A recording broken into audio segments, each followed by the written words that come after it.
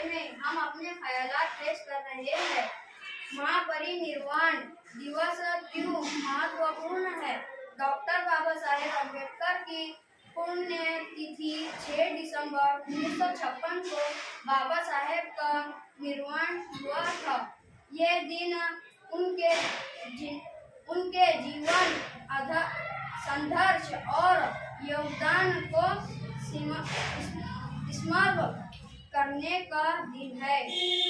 भारत के संविधान की रचना में उनका योगदान एक प्रकाश स्तंभ की तरह है। इस दिन हम उस कार्य को याद करते हैं जिसने देश को लोकतंत्र का मजबूत आधार दिया।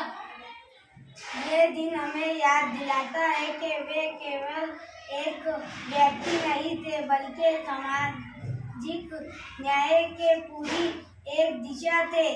उनके विचार आज भी भेदभाव मिटाने की शक्ति देते हैं।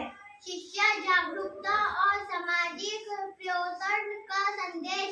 डॉक्टर अम्बेडकर मानते थे कि शिक्षा मानव मुक्ति का सबसे श्रेष्ठ उपक्रम है।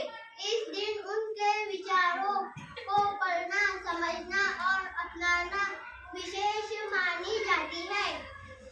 समाज को जोड़ने का अवसर, देश भर में कार्यक्रम, श्रद्धांजलियां और विचार चर्चाएं होती है जो समाज में एकता और समान भागीदारी का भाव जगाती है। Good, excellent, very good. 3 claps go for them.